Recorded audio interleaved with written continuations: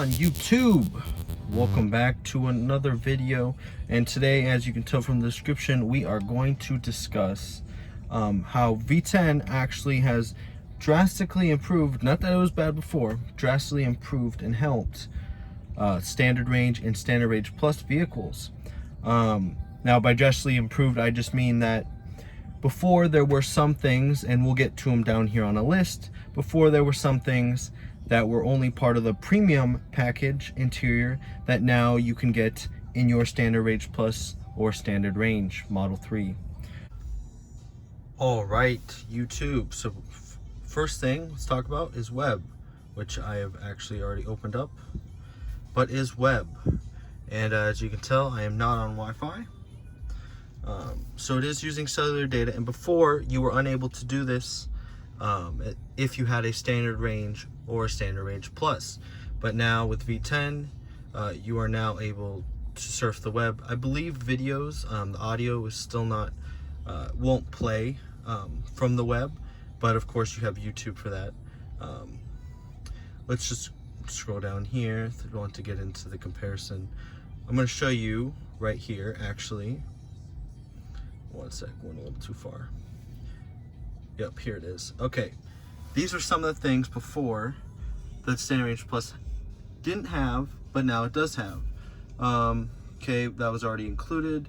Heated rear, front, and seats. Might just be an anomaly, but for my vehicle, actually, I still do have control of the rear seats. Oddly enough, I know you were not supposed to. Premium audio, I am lacking a couple of those speakers and or the subwoofer, so there is that. But going down now, if you can see, that's in the premium interior, that's now actually in the partial internet browsing and the in-car streaming music and media. We'll be getting more into that, but now you actually are able to do that on the standard range plus and standard range models, which is sweet, because before, when the car came out, those were not included. Moving forward, a couple other things since we talked about the streaming. Let's go to the streaming. Currently, you hit streaming, you have all these options, which before you did not have actually one of these tabs at all. You had radio, phone, and there were settings and any music, but you couldn't really search anything there. But right here you have some top stations, which is nice. DJ series, they seem to alternate through the week, and genres, which of course, nice addition. Way to go, Tesla. All right, moving forward, they do have, if you do podcast is your thing, and you do have more access and you can sync between your accounts if you do have a TuneIn account, but they do have access to some podcasts as well, which before you did not have access to, which is nice. And the biggest thing people cared about was Spotify. Spotify you do have, and of course this is for all vehicles in V10. And the best part is all this works when you're not on Wi-Fi. Now I'm sure they'll change this because this was something that people paid for.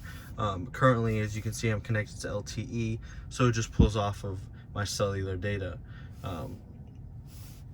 But they have added Spotify, and you have all your playlists that you've previously had, and now you can go through and find any new releases, genres, moods, etc. So for the most part, it is just like the streaming service, but you do need premium Spotify, or a premium Spotify account if you're going to use Spotify. So there is that. Also, they did add a couple things in the settings.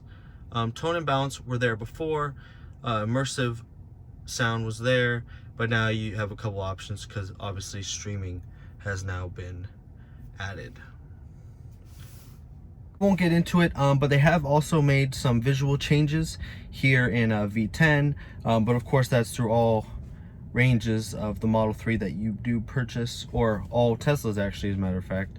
But yeah, I hope you learned something today, and I hope you see that maybe if you're considering the jump between the long range and a standard range, if you can live without those 70 miles, and honestly, there's plenty of superchargers around, at least here in Southern California, I can speak for. Plenty of superchargers around here, so I never have to worry. And or actually, I'm currently charging at a just a public charger, one of the ChargePoint chargers at my school. But let me know what you guys think below. But definitely, if you are considering potentially a Standard Range Plus and you don't want to fork over that $9,000, essentially the only difference now that you're really paying for is the extra 70 miles. So if you want to save yourself a good chunk of money and maybe you just have to charge a little bit more often than you would before, I definitely reconsider your Standard Range Plus options, or route, I should say. All right, I will leave a link below in case you are looking to purchase a Tesla, so you can get a free 1,000 miles.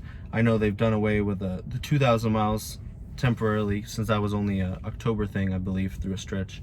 But let me know what you guys think below, or why you may potentially think that a long range will still be better.